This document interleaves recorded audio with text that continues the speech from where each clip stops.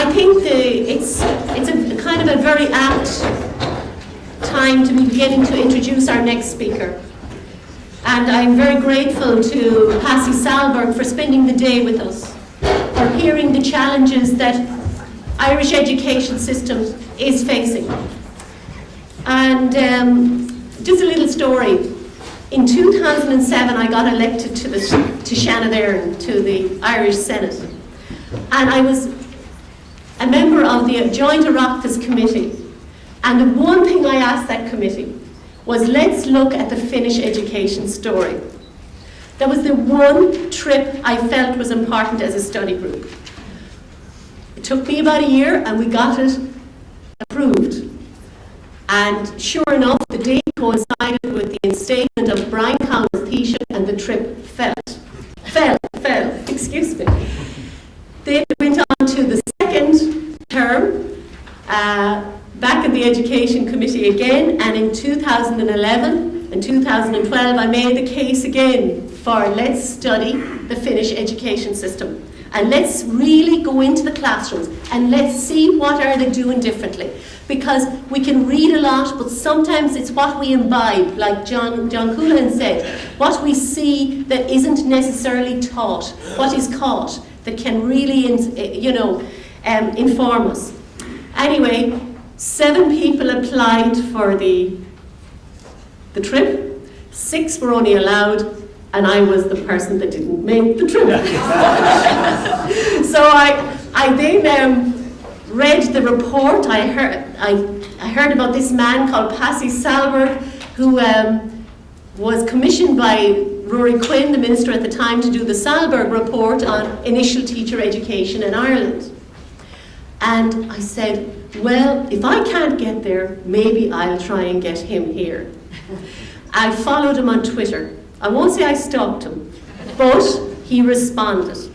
I watched him on TED Talks, and I was really impressed with this when he said, the most popular person to marry in Finland is a teacher. Everybody wants to marry a teacher. And I thought, given the low morale of our teachers in Ireland right now, and I think I just took note of that final comment, this is a good person to have coming in at this point in time to speak to us. What struck me is teachers at second level spend 20 more days at school there. They teach fewer contact hours and give less homework to their pupils. And we see they've been consistently achieving higher outcomes. We have questions to answer. We need to hear more about it. I'm absolutely delighted to welcome to the floor Pasi Sahlberg, a Finnish educator and scholar. He's worked as school teacher, teacher educator and policy advisor in Finland, and has studied education systems and reforms around the world. He recently was granted an award from the Scottish Government for his contribution to education there. His expertise includes school improvement, international education issues, classroom teaching and learning, and school leadership. His bestseller book, Finnish Lessons, What Can the World Learn from Education in Finland? I give you Pasi Sahlberg.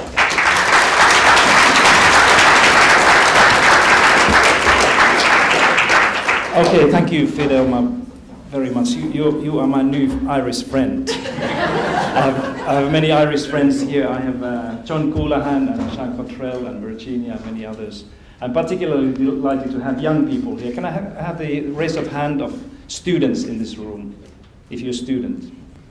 Okay, raise your hand if you would like to be a student. Not too many people. You know what, I'm going to give you 1 or 2 minutes of my own time, my personal time, to you right now, so that you can turn to somebody who is sitting next to you, somebody who is interesting, somebody you don't know yet, and just reflect a little bit on these very, very interesting and important things that you have heard in all of these panels today. And I had to set up my technology here. Okay?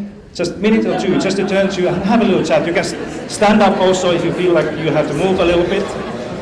I'm going to break you in about a couple of minutes, all right?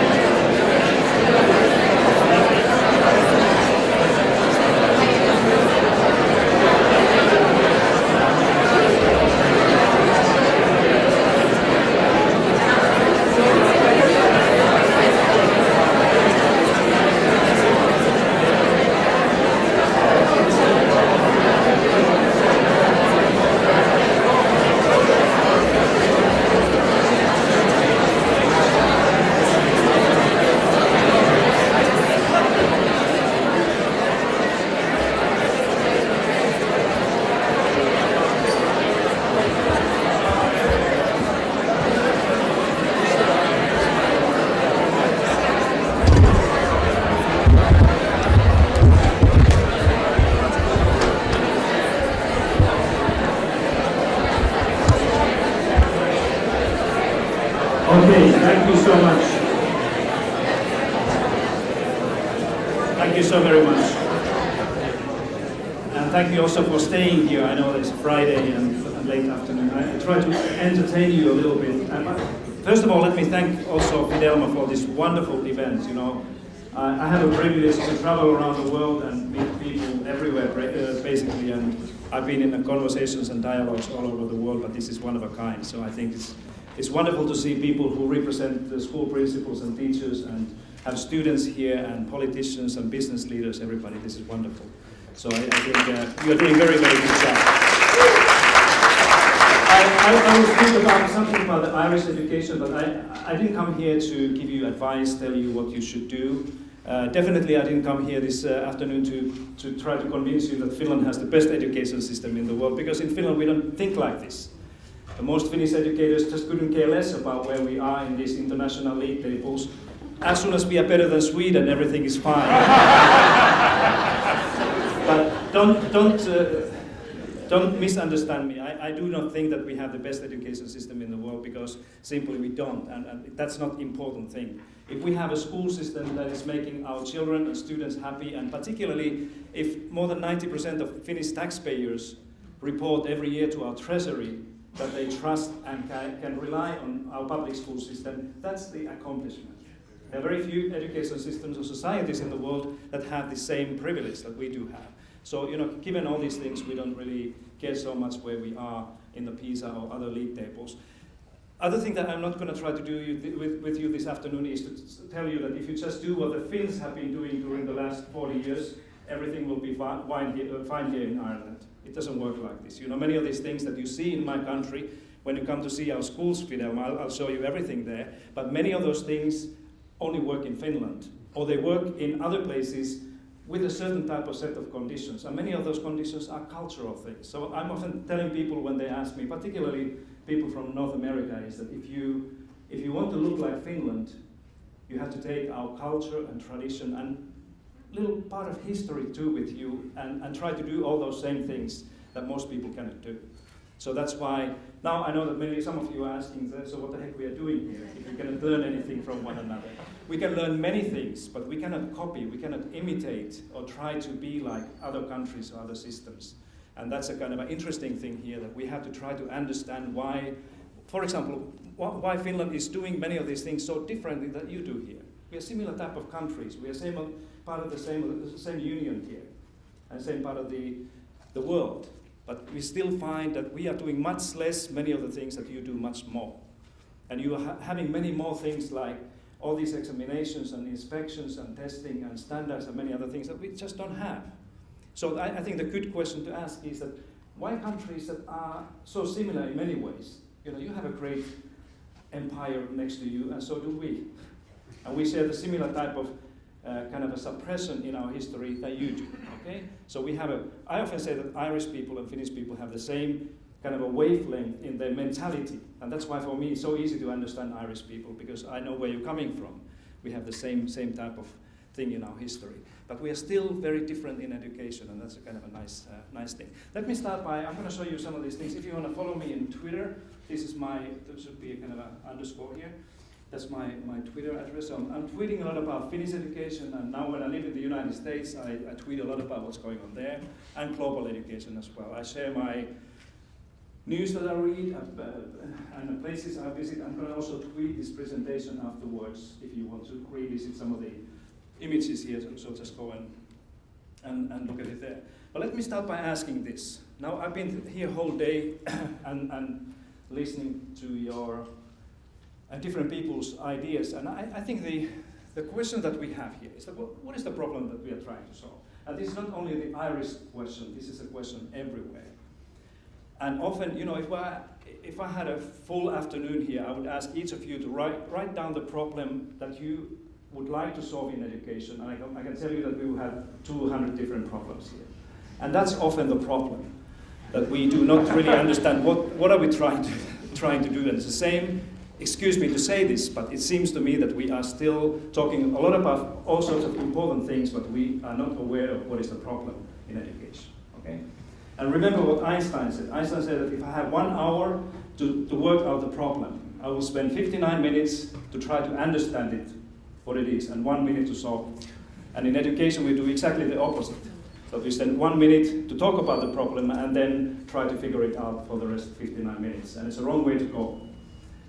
For example, if you ask me that what is the problem in education, I see the globally education situation is very dark. I think we are going wrong way, not only in one country or two, but all along. But we are trying to do the wrong thing a little bit righter. You know what I mean? But we are trying to fix the system that is becoming obsolete everywhere. And that's why we have these things that we call problems, that young people leave too early the school system, or we have more and more people who are not really motivated or engaged in schooling, or we have those who don't learn how to read and write and do math in the school. That's not the problem. The problem is that the system, in many ways, and systems all around, in Finland too, are becoming obsolete. They serve still, as I see it, they serve the old industrial or even pre-industrial model where we thought that we will need to train people for something in the future life. Just think about this. During the next 10 years from now, we're going to see about 1.2 billion young people graduating around the world, different institutions, and entering labor markets. 1.2 billion people, young people, within the next 10 years. And as we see it now, there will be jobs available for only about 300 million people, young people. So my question is, what are we going to do with this almost 1 billion young people during the next 10 years who cannot find a job? And this is the first time in history when we are in a situation like this. So, in a way, this question of, are we providing young people with the right skills for jobs is not relevant anymore. Because most of these kids will never find a job. So now people are saying that if you really want to find a job in the future, create one. And that's why, one of my lessons here is that we need to give away part of this old paradigm and to think that we are training and educating you people for the jobs that you're going to do at the end of your lives. You're going to have probably about 10 or 15 jobs during your working career, okay? And they can be very different, like mine. So that's why the question is that what should we do with this place called school to make sure that people can create their own jobs and also be employed by others? And therefore, many of these old models that we have in mind, including qualifications and examinations, are gradually going to disappear. Not probably completely, but their value is going to diminish. Somebody mentioned Google this morning. Google is often used as an example of a kind of a modern knowledge or innovation employer. And now, as we speak here, 14% of the Google employees, 14%, do not have any type of degree after secondary school. No undergraduate, nothing like this. Because Google, when they are hiring people now, they don't even ask your degree. They want to know what you can do with things, okay? And this is based on the research that somebody did within the Google, and when they were comparing what is the correlation between young people's college degrees or university degrees and what they can actually do in the company, and there was no correlation whatsoever. And that's why I think this is the direction in many parts of the world, certainly here in Ireland and Finland, that we're going to see the devaluation of degrees and formal learning, and the value will be given much more on all sorts of other things that people can do, and what type of habits of mind they do have. Okay, so this is the question I think all of us should be spending much more time rather than trying to answer the questions. How to work out some of these things that are consequences of this real, true problem over there. How many of you like mathematics? Half of you. How many of you think that you are very good in mathematics?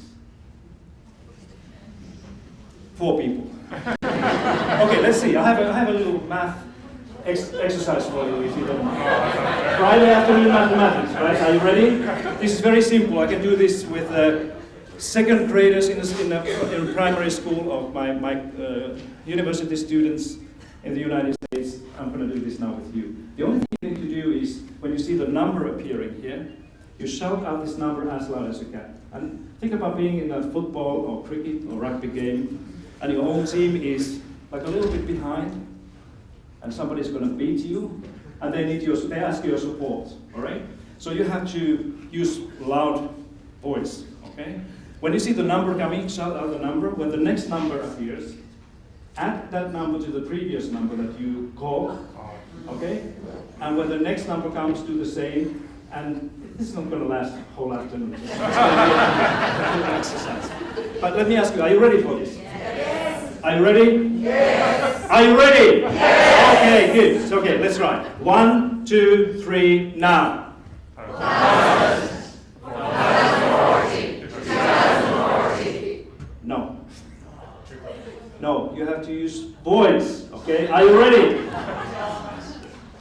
Are you ready? Yes. Are you ready? Yes. Okay, 1, 2, 3, now. Voice. 1000. 1040. Louder. 2040. 2070. 3070. 3090. 4090. 5000. All right, now.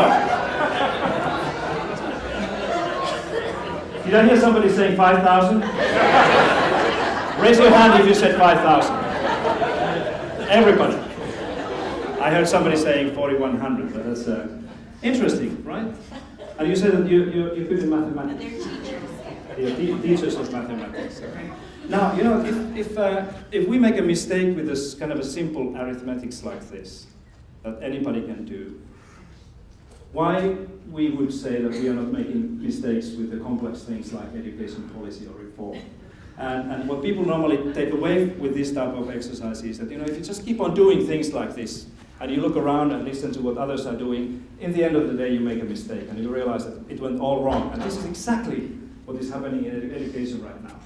That people are following and watching and seeing what the others are doing, and then they do the same thing. And most others, like your neighbor, the big neighbor there, is just going the wrong way. Completely wrong way. The United States is going the wrong way. And most of the countries are just going the wrong way, and we are just repeating the things, trying to do what they have done, and that's why we are in trouble. That's why we are trying to do the wrong thing a little bit, just a little bit right. Let me take you to year 2000 and just show you something, how quickly things have changed. If this was a conference in year 2000 of European education leaders, and Rory is not here anymore, no? Okay? If this was a meeting of the ministers, and there were many meetings at that time, in the OECD and European Commission and many others. If there was a question that, who are the education leaders in this room that think that they have the best or one of the best education systems in the world? Most ministers would say that we do. Seriously. There were countries like England, Germany, France, Sweden, Norway, you know, they were spending huge amounts of money in their education systems. Maybe United States, Canada, Australia, New Zealand, huge reforms in the 1990s. They would say that we are probably one of the best countries in the world when it comes to, you know, measured student outcomes. But not Finland. You know, Finland, you don't know this probably, that Finland was the only country in the very end of the PISA preparation process within the OECD that was trying to resist this crazy idea of having an international student assessment that will compare and benchmark so different countries like Mexico, United States, Finland, and Japan. But we lost. Everybody else wanted to have this type of thing. And that's why this, you know, all this what has happened afterwards has been so painful for many people, because they still remember that this was not Finland's idea in the first place, okay? So in 2000 we didn't really have a kind of an idea how the geography of educational performance looks like. There were a lot of kind of myths and theories of, you know, who are the best, and that's why there was so much consultation going on from England to the rest of the world, and the American ideas were very powerful, thankfully, because the whole Finnish system is built on American ideas. And that's a kind of an interesting thing for my American audiences often when I say that thank you very much for your education innovations. We have done exactly what you have researched here, found to be successful and workable in the education system. and they are not doing none of those things. So we have saved probably about $2 billion, just the research and development money just by taking their things. But this is what happened in December 2001 when the OECD came up with the first PISA studies. My presentation is not about PISA, so this is about the only thing. And I don't like these kind of a league table things that you can see. But you see there that Finland became on the top, and this was a huge shock in my country. I was a university professor in Helsinki that time, and in the morning when this news came, my colleagues and we started to make phone calls to one another and said, so what happened? How do we explain this? And then a little bit afterwards, the first phone calls from Germany and Netherlands and other countries came, and they asked the same thing. So what is your secret in Finland? How did you do this? And I said, we have no clue. Nobody ever thought about this thing. What made us happy here was that we were better than Sweden, that is number 9.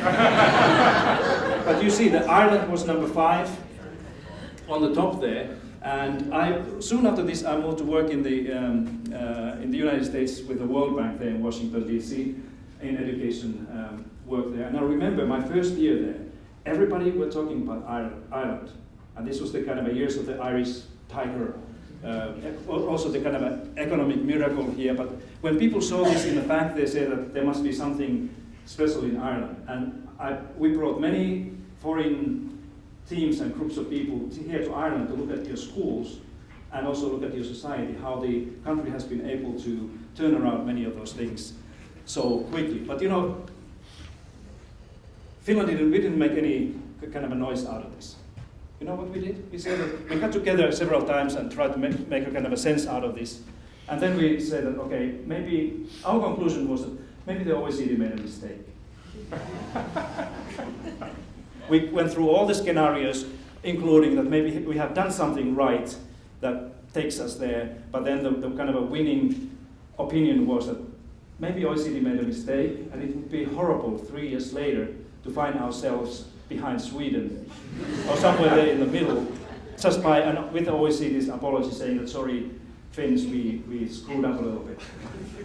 So we decided to do nothing. I said, let's wait for 3 years and see what happens. And that's why you cannot find really anything written about Finnish education, any research papers right after this one, because we said, let's wait and see, okay? And this is what happened next time. This was a reading literacy, this was a mathematics study, and you see that Finland continues to lead there. But this is interesting that Ireland was dropped in a mathematics scale now from the top. But the Finnish, our reaction to this was again that maybe the OECD made the same mistake twice. And we remembered what all of our grandmothers were always saying, that nobody's so silly that makes the same mistake 3 times. So that's why we decided to wait yet another 3 years before we make anything out of this. And we often said in my country that if this had been Sweden here, if Sweden had been number 1, thankfully it didn't happen, but if it had happened, you had seen the following year of the first PISA study, the IKEA of education taking place all around the world, where you can go and purchase the educational solution, the services for your own school system. Swedes are much better than we are in making business of good ideas, and we are still wondering, Finland is still debating whether it's a kind of a morally correct that you can sell services to other countries that come from public service. But there's still people who say that it's a wrong thing to do, that we should give them for free. If somebody wants to know what we did, that this should be a kind of a free service to help other children and other teachers in other countries. Some people are saying that no, we have to put a price tag and sell these things if somebody wants to buy this consultancy thing. You can decide yourself what is the right way to do there. And this is the third one, the 2006 PISA study, and this is we're talking about science here. So you will see that Finland continues to go there. And these first three OECD PISA studies really created 2 very interesting global narratives, almost like a research trends. The one of them was simply asking that, so what is in common with these countries that seems to be performing there on the top, like continuously, constantly? Finland, Japan, South Korea, Australia, New Zealand a little bit, the Netherlands, what are the things that make those countries perform better than others? So this has been a kind of a thing that people have been working on and writing and researching also since those studies were published. But then the other one, the other kind of a school of thought was asking another important question, that is, what's going on those countries that thought that they would be on the top of these league tables, but they were not. And that's what I'm going to tell you a little bit right now. I call this a global educational reform movement. This is not my idea alone, but I've been working with this, this question of what is in common with these countries that somehow have been promising to their people and teachers and children much more than they have been able to be delivering through the education policies by turning around and improving their school systems. I like this term, by the way, because if you take the first letter of those 4 words, you get a nice acronym, GERM. Because I truly think that many of these educational ideas, they really behave and move from one place to another like viruses. Okay? So you have consultants, education ministers. Now when Rory is gone, I can tell you that education ministers are very common agents of germs. You know, they go to these commission meetings or OECD meetings and they meet their colleagues, and then the colleagues say that actually now we have a great idea how to fix our school systems. And they take these same, they even send their consultants back to Ireland and say that what you need to do. And that's how the virus germ travels from one place to another. So let me show you, there are many elements there and symptoms of how the germ really looks like. How do you know that the country, the education system has a germ infection?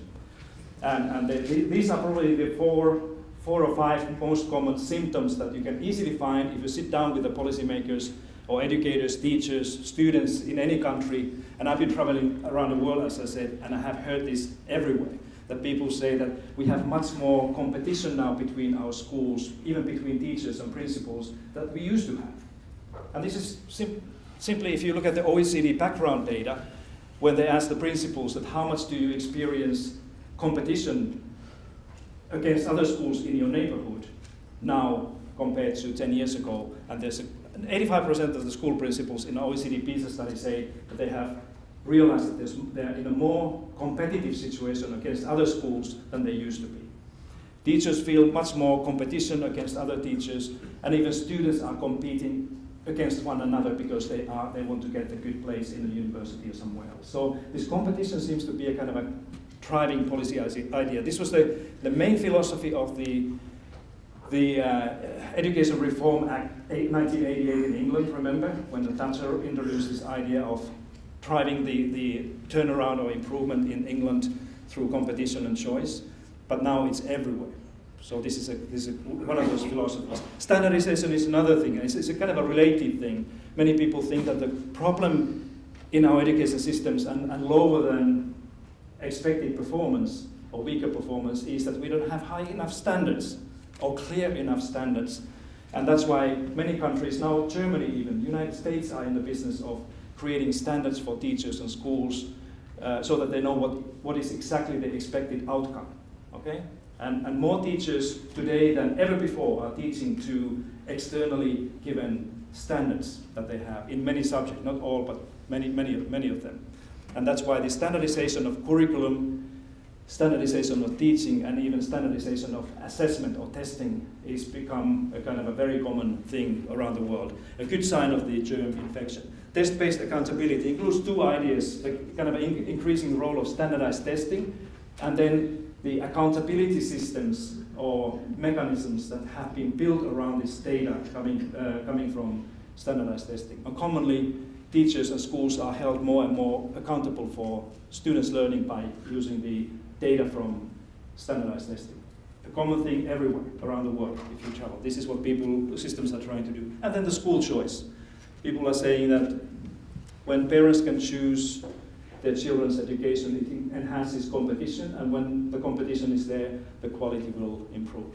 A typical thing that Sweden did 20 years ago, and now if you look at the Swedish educational performance, although it's not necessarily only because of that, but Sweden is in a deep, deep trouble educationally, and mostly because of the kind of a wrong choice 20 years ago to open their public school markets for privatization. And it's happening everywhere. Then we could add some of these things there, like technology. How many of you think that technology will solve the educational problems we have? Nobody. Do you think technology can help? Yes. Okay. All right, I'm going to show you a little thing, if we can have, hopefully we have a sound here.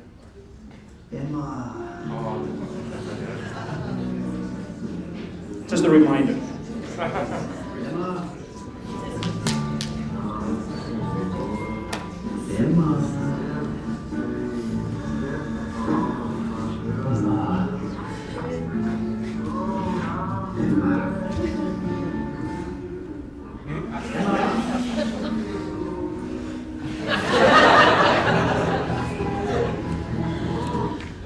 Yeah, technology can help, but it will not certainly solve the problems in education.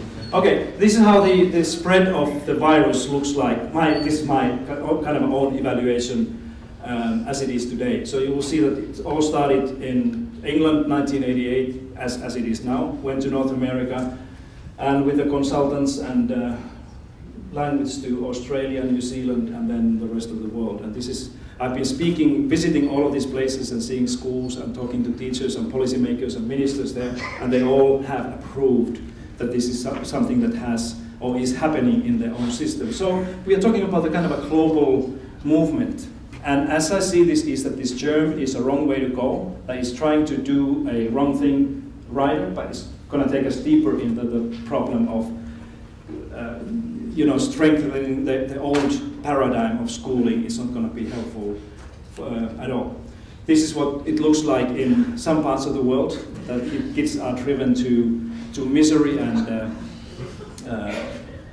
these kids are taking a little nap in the middle of the day because they don't have a kind of a strength to learn anymore. So that's why this whole children's health and mental well-being is a critical issue. In all of those germ-infected countries, something like this is happening, and this is a kind of alarming. If anybody wants to have some kind of a snippet of evidence of what do we know about the germ-infected countries' educational performance, again, the OECD PISA is providing one window to answer this question. What I'm showing you here is the national averages of the 15-year-olds' math scores in 5 consecutive PISA studies starting from year 2000. And countries are United States, England, Canada, Australia, New Zealand, Netherlands, and Sweden. There may be some others too. But you will see that none of these countries that have had some type of germ infection and still continue to have a germ infection have been able to do what the politicians promised when they made these decisions related to. All of them, they say that this is going to improve the educational performance in our systems. Obviously, we have to look at the education policies in the 1980s and 90s if we try to understand the early part of the performance there. Many of these systems have been declining, going downhill systematically. So, of course, this doesn't prove that there's a kind of a causal relationship between the germ and educational performance, but it invites a kind of an interesting question: that how do we explain this, that the policies related to this global educational reform movement have not been able to help these countries. So, what is the alternative way? And obviously we have to have an alternative, something that we can think about if we want to move towards the other paradigm. Instead of competition, I think we need to restore and bring cooperation and collaboration, networking, sharing things, doing things together to the life of the school everywhere as a critical part. Not only the work of students in a classroom, but also teachers and schools that are working together. And this is, more we see competition around the world, less we see real, true, honest, open collaboration and cooperation anywhere. So that's why this is something that Finland, for example, has been doing now during the last 25 years systematically. And this is not only a kind of an appeal that somebody can make to the school system, this is a policy issue. This is something that the ministers and governments and parliaments have to understand as a policy issue, that we have to do 2 things. One is to create better policies for education that will enable schools and people to do things together, including have less time. You guys, your teachers teach much more than our teachers do, and more you teach in your school, less time you have for cooperation. So make sure that you have time for people to collaborate and do these things together.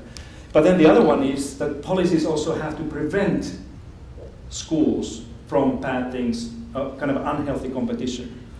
And how Finland is doing this is, for example, through intelligent policies related to student assessment and examinations. That we don't have any junior cycle examination. It's all done by teachers and schools. We only have one end of school examination after the senior cycle in a school, and we don't even give any grades to our students before they are, or pupils before they are in the 5th or 6th grade. Just to keep the competition away from classrooms. And it works in Finland, it works in Sweden too. And it can work also here in Ireland if you want to think like this. But this is a policy, remember, this is a policy tool to prevent schools from unhealthy competition. So there are these two things that we need to do. Policies that enable collaboration, cooperation, and then policies that try to kind of save schools from unhealthy consequences of competition. Then rather than standardize things, I think we have to move more and more towards personalization, kind of a customized schooling at the level of the school and individual learning. More personalized learning for students have nothing to do with the fact that we should be given an iPad or laptop to kids and say, do whatever you want to do. Personalization is something completely different thing. It means that we need to see what the kids want to do, young people, what are they interested in doing, and helping them to learn more about those things, rather than require and insist standardization. This is also linked to the creativity. Finnish teachers think that more we standardize things, less there will be room for creativity. Creativity and standardization don't fit in the same picture. Let me tell you one story about competition. You probably have heard this. It's a kind of a telling thing that illustrates the difference between kind of a hidden competition in a collaboration. There were two guys who went to hike in the mountains, and they came to the area where there was a sign that you are entering the bears zone, where the brown bears are. As soon as the other guy saw this sign, he stopped and took his backpack away and his hiking boots off and put the running shoes on. And this fellow was looking at why do you put the running shoes on? Do you think that you can run faster than a bear? And he said, nope, but I'm going to run faster than you. So this is something that we can cooperate, but when the rainy day comes, things change, but this is not really what the cooperation is all about. And then the other story about the standardization, this is something that Ken Robinson often tells. It's a beautiful story about the little girl in a classroom, the classroom that was visited by a group of adults, and they went to see this girl that seemed to be doing completely different things than everybody else. So she was drawing passionately when others were doing math. And this guest in the classroom asked the girl, so what are you drawing? And this girl, without raising his eyes from the work of art, said, I'm drawing the picture of God. And then the teacher said, but nobody knows how God looks like. And she said, they will in a minute. But this is how creativity sounds like, that people can do things if they still have the imagination with them. No test-based accountability in a kind of an intelligence system of Finland. We are relying more on trust-based responsibility, and people were mentioning the word of trust here. I think it's extremely important thing in a professional education systems in the future. That we have to trust more what teachers do and schools do, including student assessment and deciding how well young people are progressing. We need to rely less on external inspection and external assessments and examinations in the future. That's not the right way for the schools that we are looking for. And then the equity thing. School choice and equity do not really fit into the same picture. And for me, equity, I'm not the English speaker. English is my third language. By the way, I think somebody was speaking about the need for foreign languages here in Ireland and in the United States and England. I think learning, insisting that every child should learn another language is a great idea. And not only because of the language. I'm not so much interested in whether you can use the language in your work or get employed or something like this. But learning languages is good for your brain. And you have to do it when you're young. It's very hard to learn foreign languages when you're 20. Everybody knows that. But when you're 10 or 8 years old, you will learn anything. And that's why it's a very smart idea to introduce, but you have two languages here, you have Irish and English. But then insist that everybody, we have Swedish and Finnish compulsory for everybody. and it's a good thing. I'm all in favor of that. But then we also have these other so-called European languages that everybody has to learn. So it's a great idea. But equity for me means that we simply see where the kids are coming from, where the children come from, and how well they are doing in the school. If there's a strong relationship between the family background and educational performance, in other words, if the family background will predict the educational performance, failure or success in the school, we say that this system is not very equitable, because I can basically tell how the kids will do in the school just by seeing where they come from. But then we have school systems where this relationship between the family background and educational performance is not that clear. In other words, the correlation is not so strong, meaning that anybody basically can be successful and go all the way the educational pathway if they want to. And that's kind of an interesting thing. I'm going to show you something here. This is my way of expanding, kind of broadening this international conversation about educational performance and what should we actually be looking at when we are comparing education systems performance, whether it's Ireland and Finland or something like that. Rather than just looking at these league tables that you saw in the beginning, what I'm doing here, so this is the league table, this is the excellence of quality, where the learning outcomes improve when we go higher here. But I'm adding here this equity axis, meaning that I'm looking at the equity and quality at the same time in different education systems. Are you with me? Okay, good. So when we move from left to right here, it means that the equity will enhance. So the education systems that are here have the characteristics of helping everybody, all the children learn better, okay? So the family background doesn't really predict how well they are doing in the school, how poorly they're doing in the school. Those countries that find themselves here, education systems, are the ones where children kind of carry their destiny of the socioeconomic background to the school and the learning situations. And I'm often saying that if any education system is here, or on this line, by asking 3 questions from a child, I can tell pretty sure what happens to the child that is probably 5 years old at that time, 15 years later. At least I can tell whether you're going to be in higher education or not, just by looking at the family background issues. So strong is this kind of a power of the environment.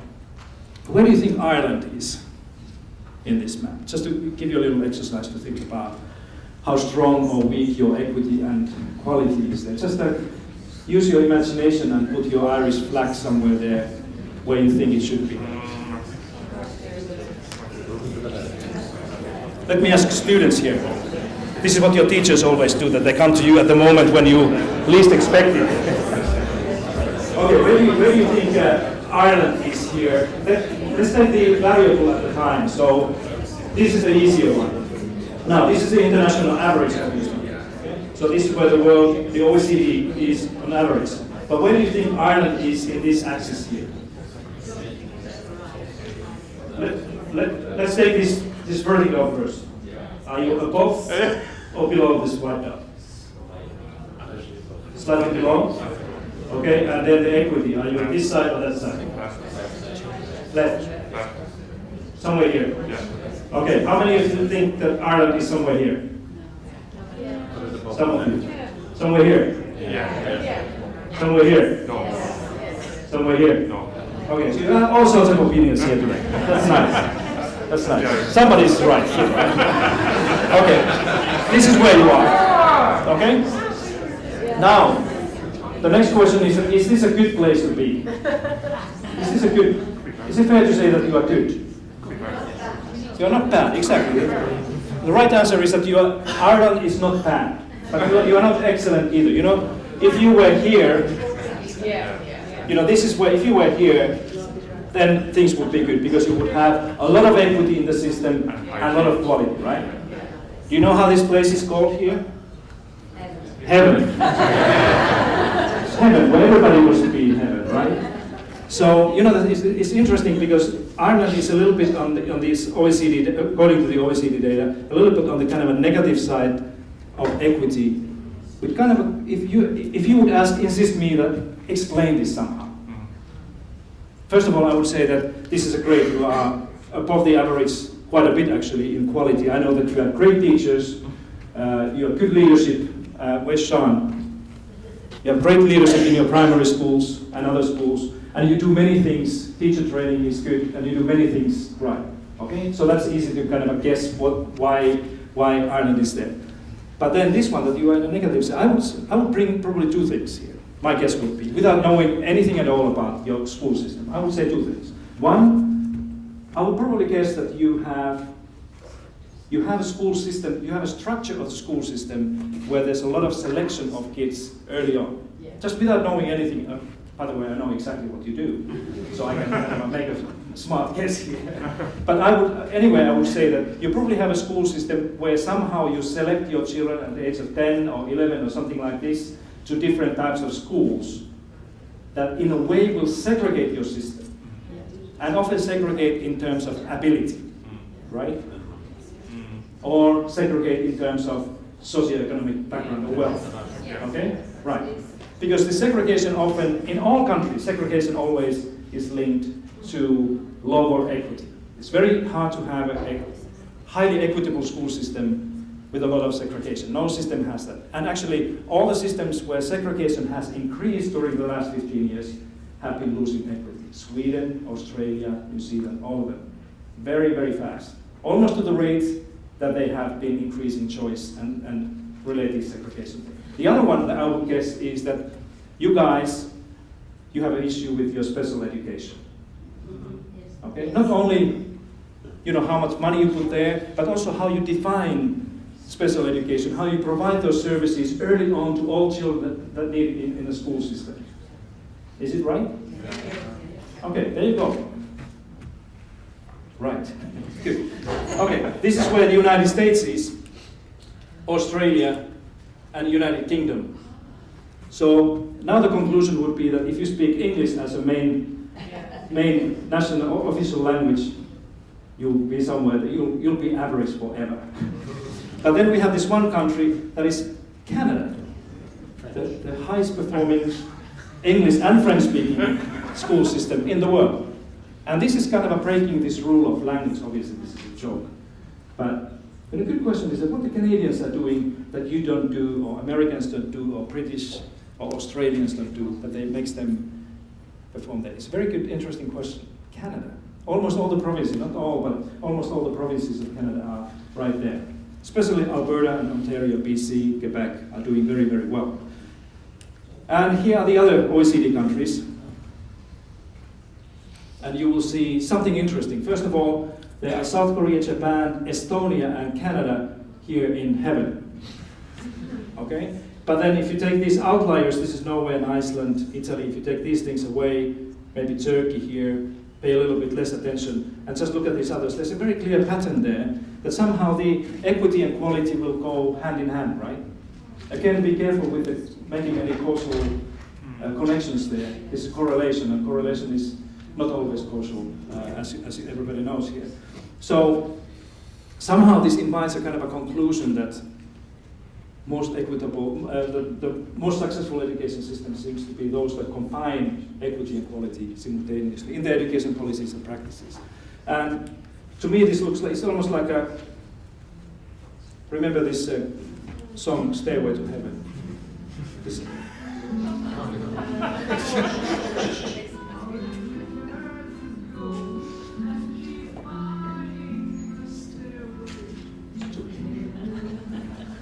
the stairway, yeah? Where's Finland? Great question. Do you know how Finnish flag looks like?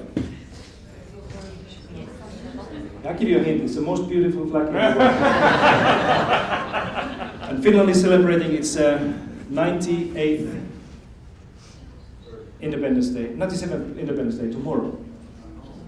It's almost like these flags here. So this is how Finland looks like. And Finland was there 40 years ago. And if anybody here wonders what is the kind of a big issue in this whole Finnish story, why people speak about Finland, it's exactly this. But this is where we started 30 or 40 years ago. We had a very, very huge issue with equity and also quality at the same time. And this is what has happened to Finland during the last 30 or 40 years. And you'll see that there's this loop. This was in the mid-2000s, 2005-06, and then we have been losing equity and also losing quality a little bit, according to the OECD PISA data. But Finland is this fifth member that is is in heaven. And this country here is the Netherlands. And Netherlands is knocking on heaven's door. Right. Okay, but this is a kind of an evidence if you want to keep this with you and think about it, because anybody who is in favor of evidence-based policies rather than policy-based evidence that is also exists, this is good to remember. And for those who want to know how these usual suspects from Asia do, this is Hong Kong is the only one that is in heaven, Singapore, and Shanghai is here with our chart. And that's why, anybody who's telling me that Singapore or Shanghai is a good kind of a high-performing education system model, I said, no, it's not, because they have a huge issue with equity. And you will see this when if China will join the OECD PISA as a country, you'll see that they'll have a huge, huge problem with equity. That's why China doesn't want it to be measured as a nation, because they have this huge thing with the equity. They will probably be somewhere here. And it's the only country that has such a huge issue there. This is where the UK units, Northern Ireland, Scotland, England, and Wales are. So they are all there around the average.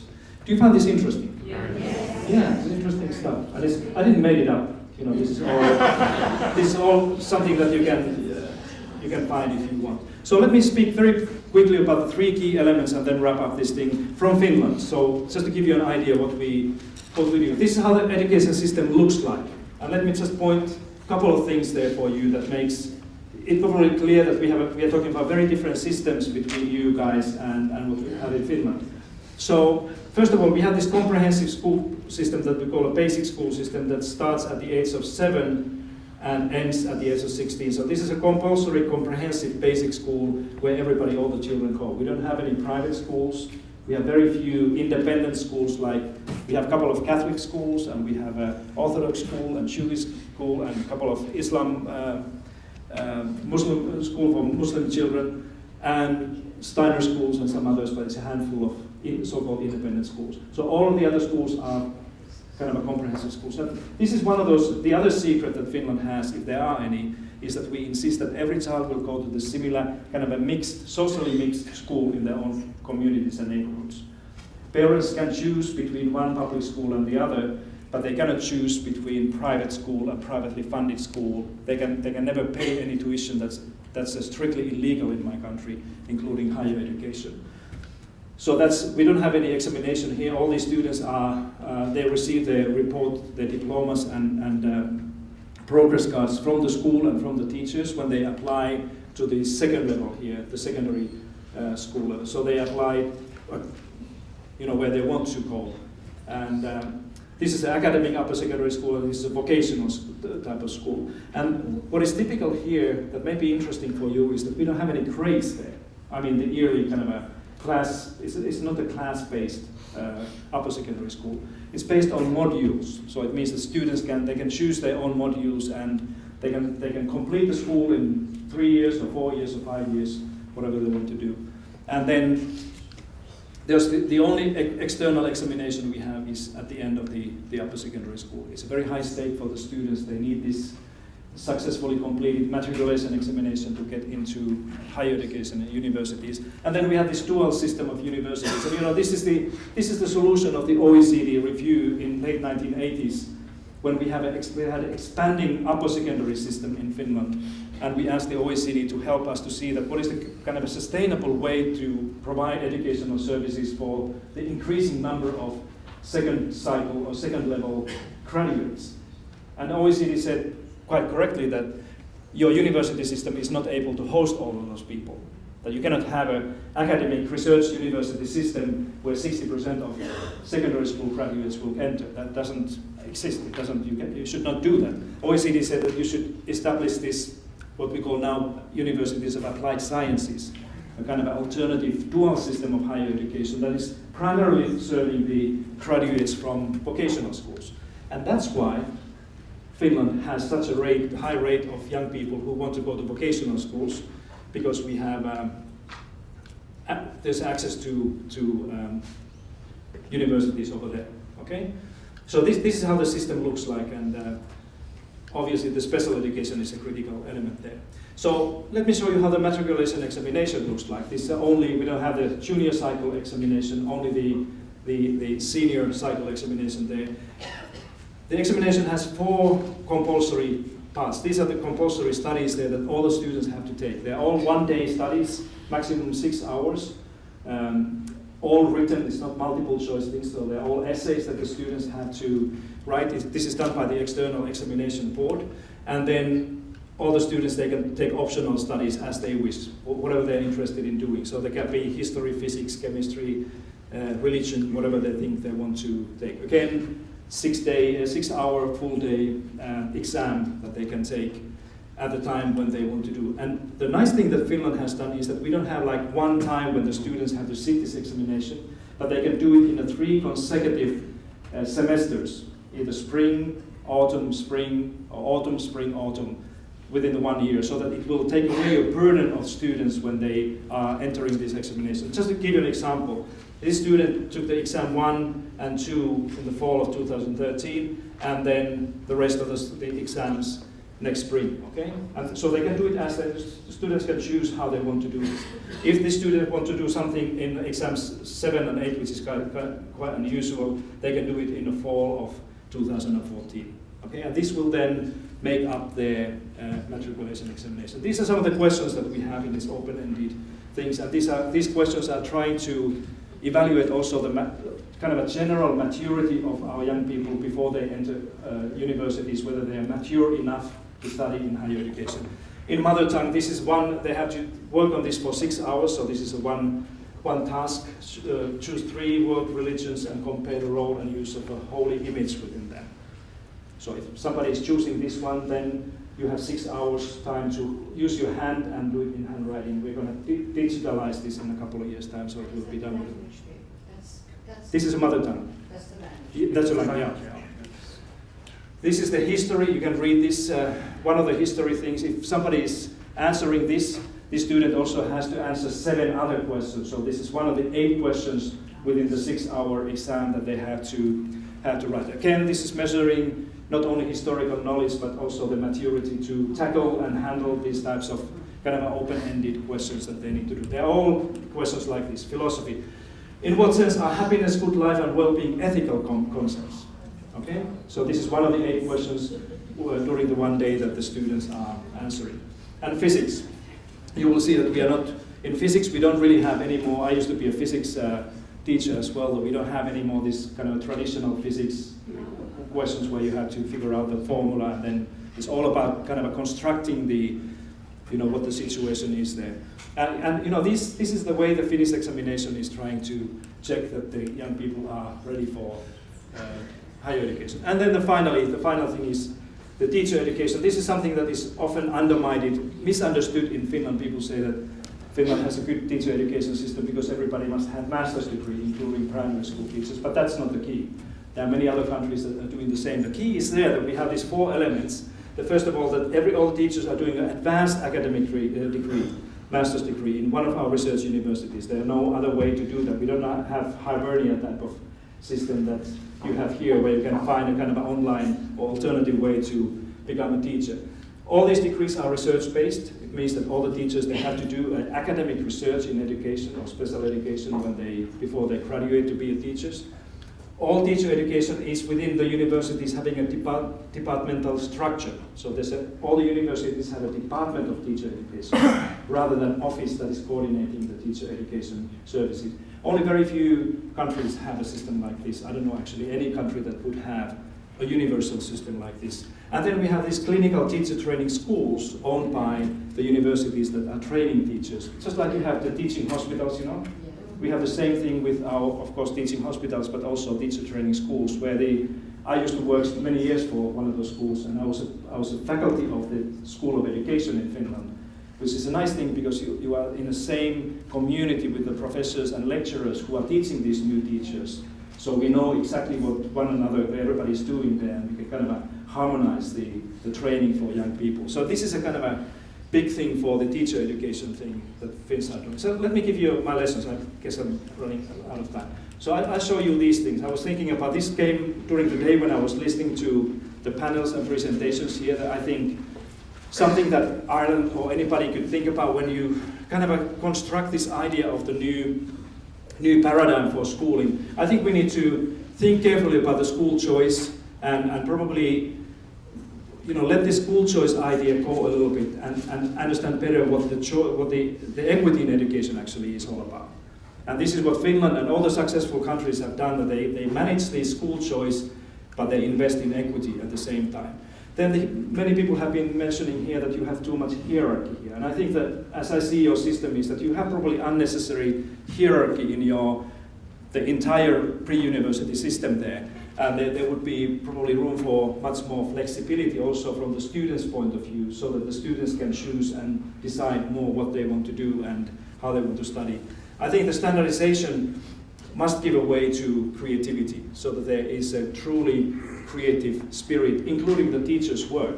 And if you standardize teachers' teaching curriculum and teaching and assessment, it's very difficult to say that we are doing a creative work in our schools, because so many things have to be done based on the standards. From competition to collaboration, I think this is a necessary thing everywhere.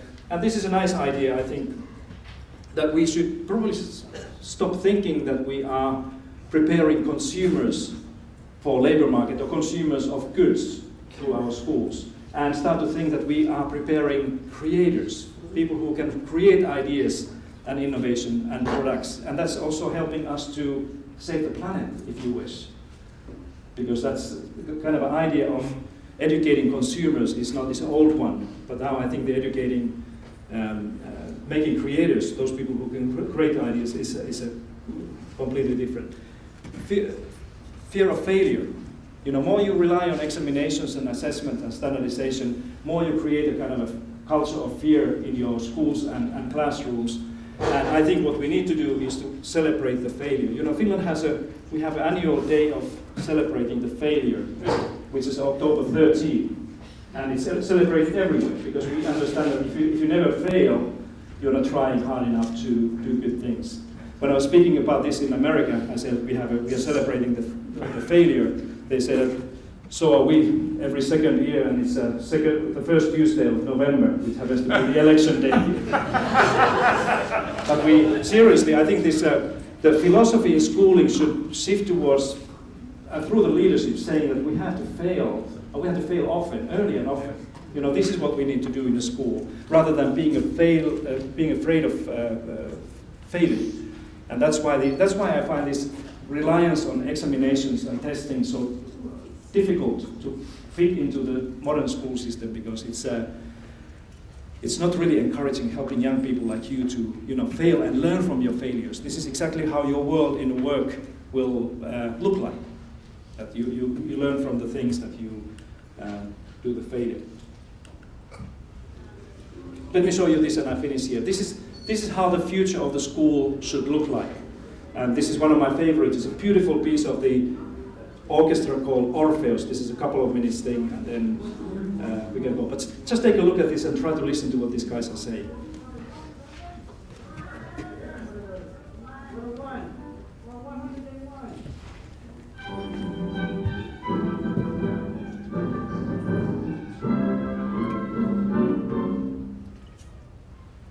The Orpheus model is never boring.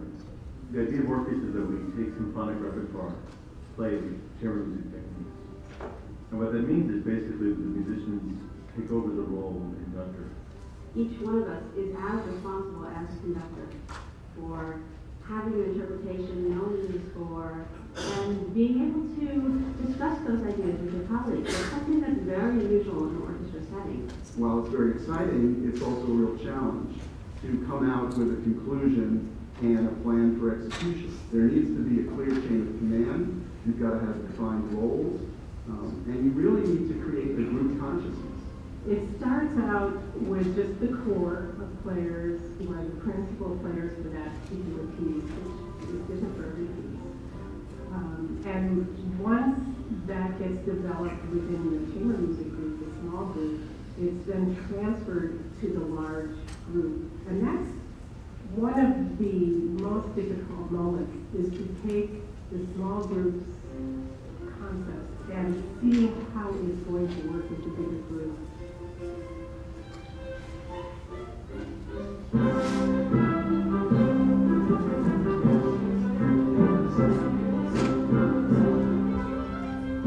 And the group as a whole may sometimes reject some of their ideas, argue, question, deepen. And so every member in the rehearsal process and on stage absolutely has a say. I like to tell a story of when I first played with Orpheus. The very first time I was very young, and I was standing in the doorway very shyly because, as I say, I didn't know anybody. And I see people are laughing, they're telling jokes to each other, people are playing licks for each other, playing things on the violin, and just chaos everywhere. I just found that absolutely amazing that we can start from nothing and end up with something that people really want to hear and that we all enjoy so much.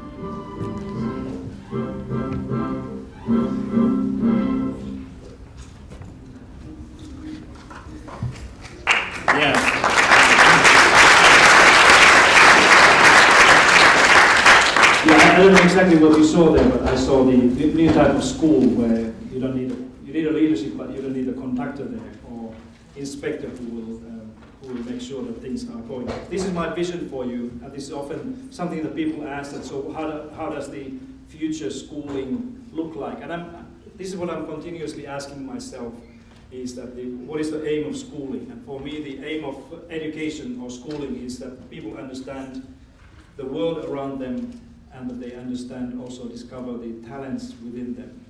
And if this is a kind of a driving vision for me to think about and make the future of schooling more kind of a concrete idea, this will change everything. This is something that you cannot build within the current structure and form of schooling, where children are sitting in a classroom of the same age kids, 25 kids and one teacher, 45 minutes at a time. It doesn't work like this. And that's why I think I would invite all of you to think about also this: what is the purpose of schooling for the future? And we have to start with this one, and also remember to ask the question that what is the problem that we are trying to solve? But this vision is something that helps me to also think about education, so that this will be good for everybody, not only for those who are lucky ones, the 20% in the future that will find jobs. This also will help those 80% that will probably never find a kind of job provided by somebody else. Thank you very much.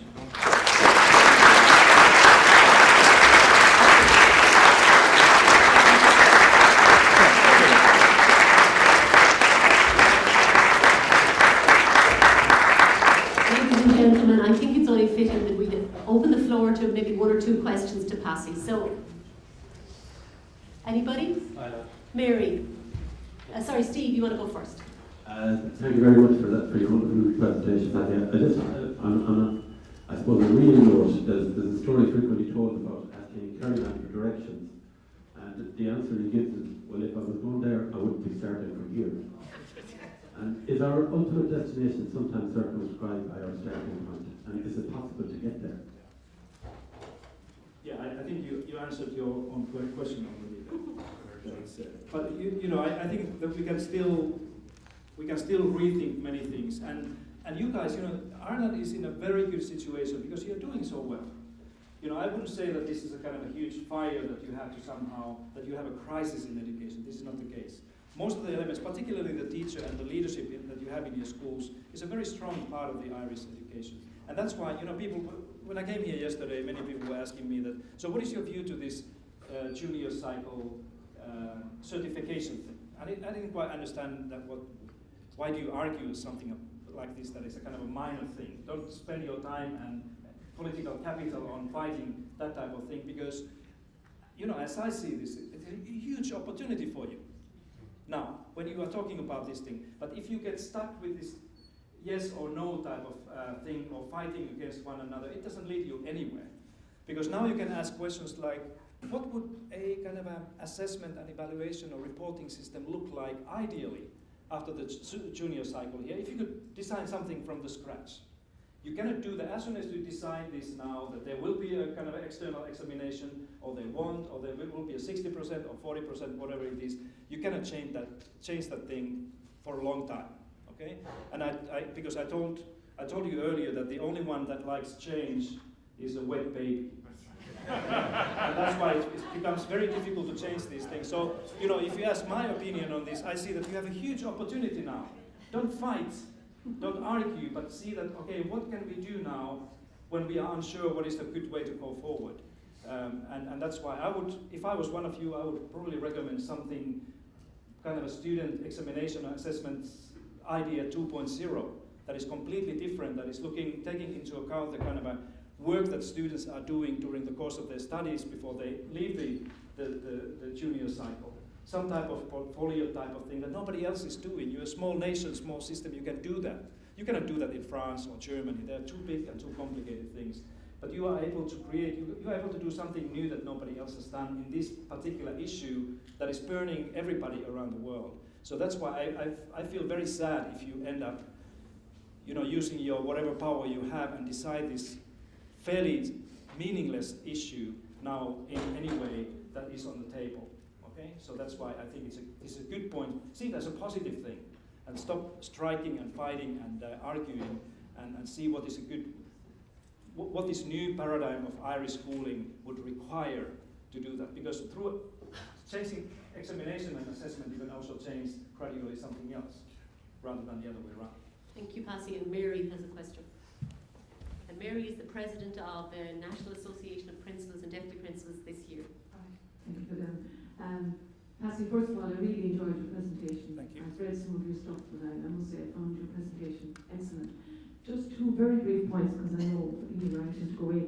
Collaboration between schools is something that I suppose in NABD we're trying very hard, and I had an experience yesterday of a fantastic collaboration between myself and the school that I work in and our two neighbouring schools.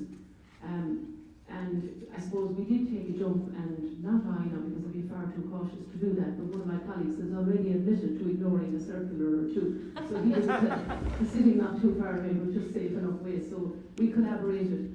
But I suppose both of our experiences emphasise the competition part of our system here.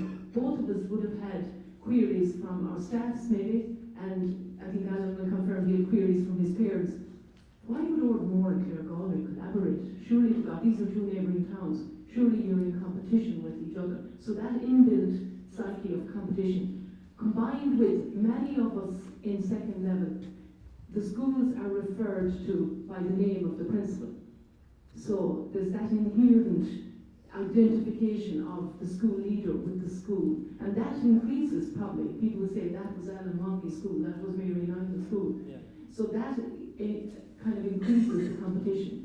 And the last point I want to make is that selection in Ireland of school type, every child, and most schools don't overtly select on ability level or anything. It's much more subtle than that, because it may depend on the location in which the school is situated, and it may also depend on how complicated the enrollment process is. And by complicated, it may be something as small as, if you want your child to get into that school, you must queue up on the third Thursday of May. Yeah.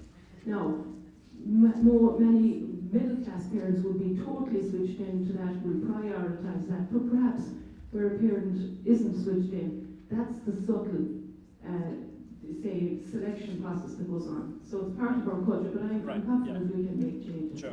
Yeah, thank you. Great, Mary. Okay. On all our behalves, I think it's really important to say to Pasi that we have waited for this moment. There's been incredible excitement built to around your arriving to Ireland and making this presentation. You have been, I think, an inspiration in terms of saying to us, look at all the good things you do, and just then look at the problem and see what it is you really, really want to solve.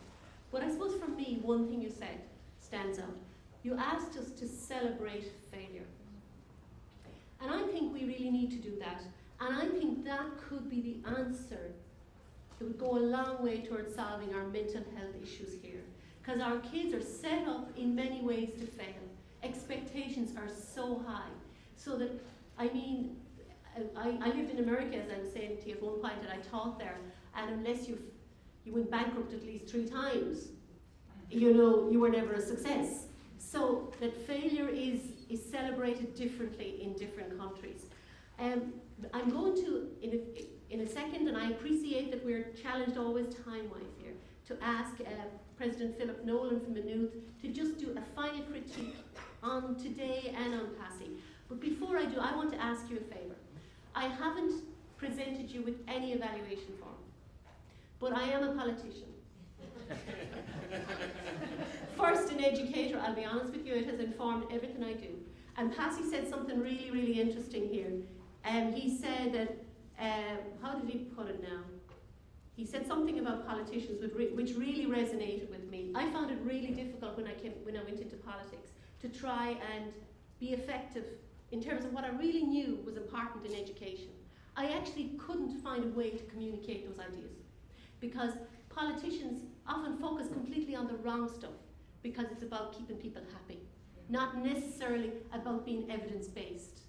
And that's why I suppose I want to have conferences like this, why I want to work with you, why I want to have all the partners in the room, because I really think that unless we get our priorities right and decide what's important together, we will still keep doing the wrong stuff. So my request to you is this. Would you email me or tweet 2 actions you think we need to take? Just 2. You all might have different actions, but I will then look at where you think I should inform the political process. So if you say 2 particular actions, we've heard a lot today. We've heard things like the apprenticeship model, the supporting teachers in schools. We've heard about the social issues and the substance abuse issues and many, many more. But if you tell me just 2 from you and why, that will be a really good guide rather than lots of evaluation forms being filled in. Finally, I want to just thank 1 or 2 other people, Imelda Byrne and the Access Office for supporting this conference. I told her what I was trying to do and she said, I'll help you. Thank you, Imelda.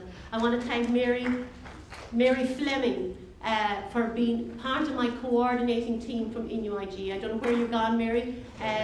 She's the head of education here in INUIG. I want to thank the Education Matters team. I want to thank the conference office here in INUIG. There's a guy there called Rory. He should be packaged. I don't want to make an IKEA model out of him now or anything like that, but he was just a lifesaver for the office. And particularly my own 2 assistants, Susan and Geraldine, who always say to me, Fidelma, you're just doing too much. Stop, focus, just do less. But look, if you believe in something, you've got to do it. And really, I'm really grateful. And most of all, to all the very, very fine panelists and speakers who said yes to me. I mean, if you didn't say yes, we wouldn't have had the richness that's in the room today. And above all, ladies and gentlemen, to you, because every day I rang Rory in the conference office, how many more have registered? And really, I think that's what it's all about, really. So hopefully you gain something. I really, really hope you found something in today that's going to inspire you to go forward, that's going to help you be a better educator and remind you of why you came into education. I know there's some parents here, exclusively parents, and that is probably the hardest job of all. For me, certainly it has been. Not being an educator, I absolutely loved it. Being a parent is really, really challenging. And for our young people here,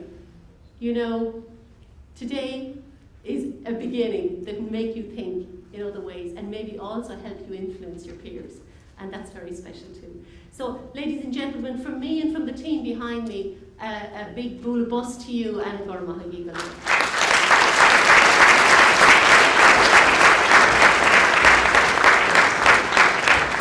And for your patience, finally, I would ask you just to give 2 or 3 minutes to Professor Philip Nolan, new professor in Maynooth University, an innovator himself, to just do a final sum up. And Gormahagiba. agus tá anhagus ar bhfuil deise gom focail scóracha leis an códal simú agus sppraga seo.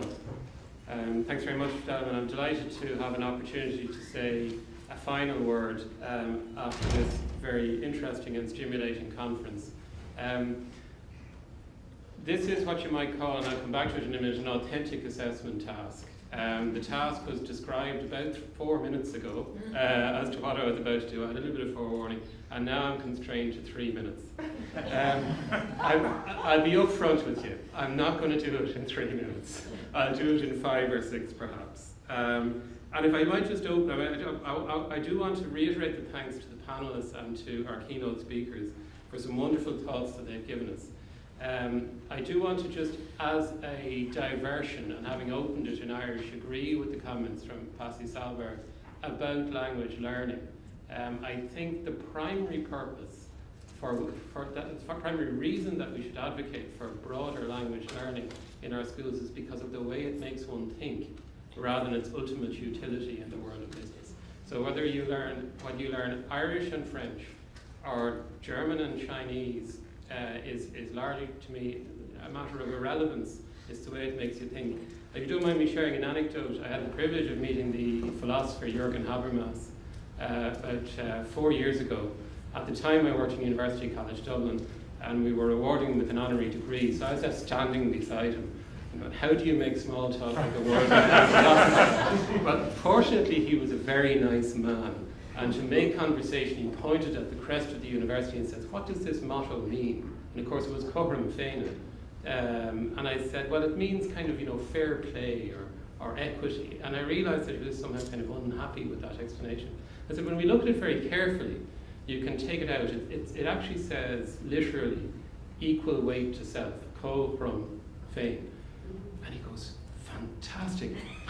My entire philosophy summed up in 2 Gaelic words. So that for me, just in passing, is an example of the extraordinary intellectual richness that opens up from the study of more than one language. I think today, one of the really helpful things about today was not the questions it answered, but the issues that it clarified. And I think one of the things that today did quite wonderfully was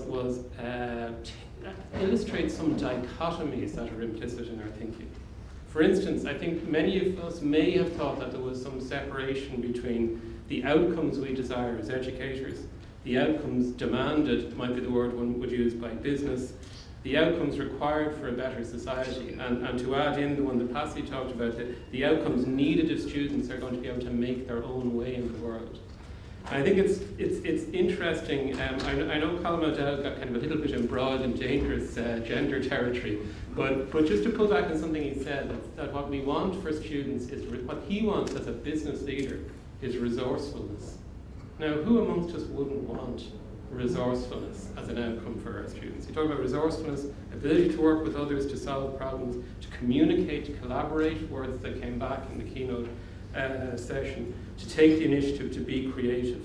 And above all, underpinning what he was saying, an openness to the need for continuous learning. So I think any of us, any constituency, any student aspiring to what do they want to be themselves would specify those. I think it was useful to surface the fact that we all really want the same thing fundamentally. The second dichotomy that emerged in my own thinking, not so much in the conversations, was I'm concerned we might be dichotomous in our thinking about the practical or vocational on the one side and the academic or theoretical on the other. And confused in with that the nature of formal learning and informal learning. And if you don't mind again, one of the things that I find interesting is, well, just take one thing. Lord Kelvin, a wonderful theoretical physicist, said, I can never really understand a physical phenomenon until I can make a mechanical model of it. And I do think that the world has changed in terms of the accessibility to us as we are growing up of solving practical physical problems. If you don't mind, my father grew up in Maynooth, which is the town that my university is in, and there was a chap in Maynooth whose learning ended at primary school, but they used to call him the professor. And he would wander around, and my father tells this story, he's 80 now. He used to make battleships, to make model battleships out of wood and hammer in nails to make railings and float them in the Lyrene, the river in Maynooth. And the professor was walking by one day, and my father turned to him and he says, why do boats float? and this chap turned to him and he said, "Well, Sean, something floats if it weighs less than the amount of water it displaces." Now, first of all, he knew Archimedes' principle. And if you think about that circumstance, my father was actually interested at that point in why the boat floated, because he was the lived practical experience of floating a boat. And the other chap was also interested because of the world that he was immersed in what were the kind of theoretical descriptions for the world as he experienced. And I just wonder, in the world that we grew up in, you would see somebody take an engine apart, you would bake with somebody, there were physical experiences that you had for which you then sought the theoretical explanation.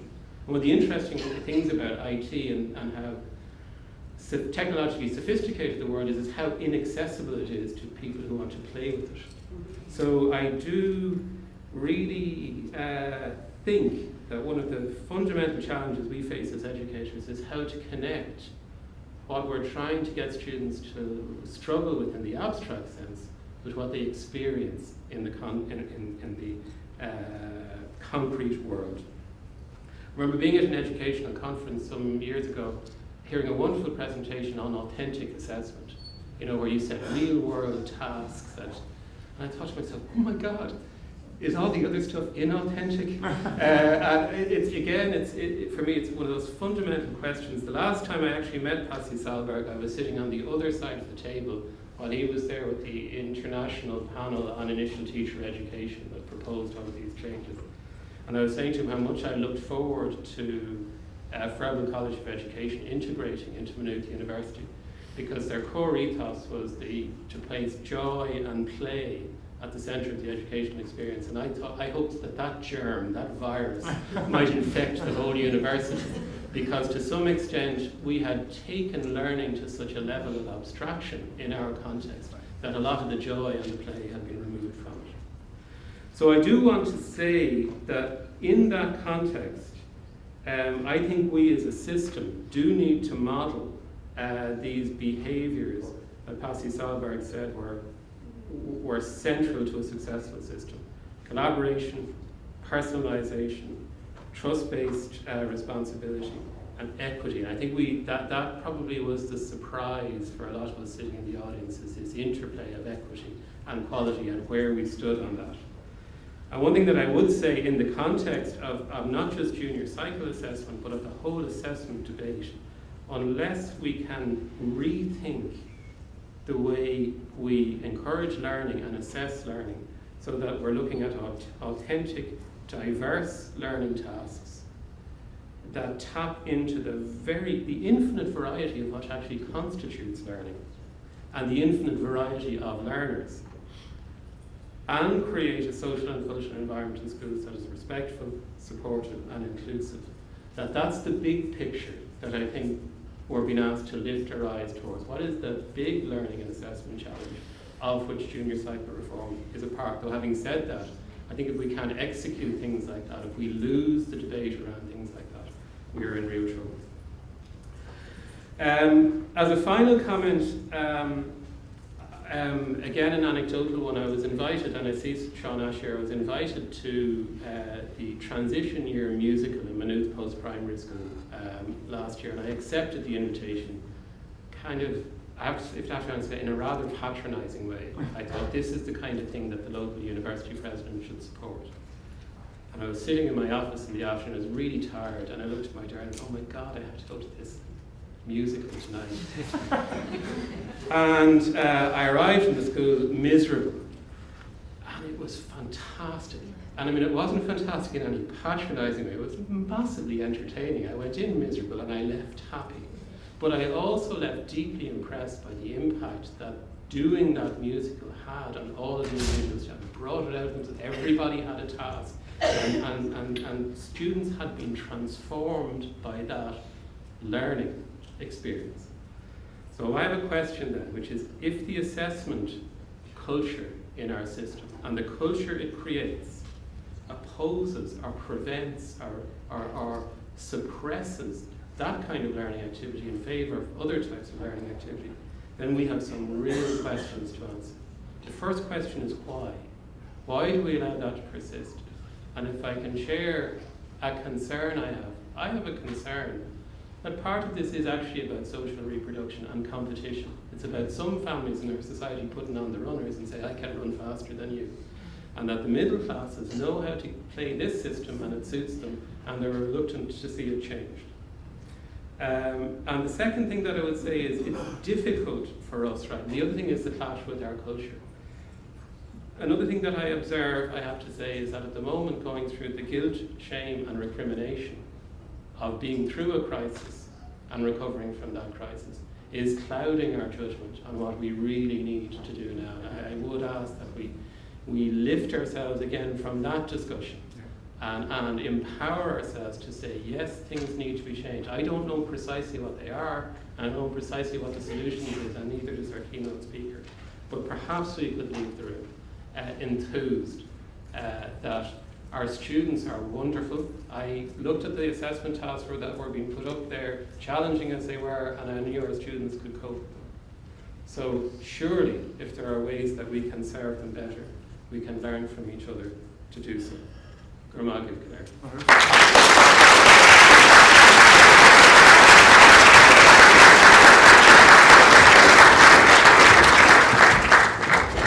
Ladies and gentlemen, thank you all and safe home.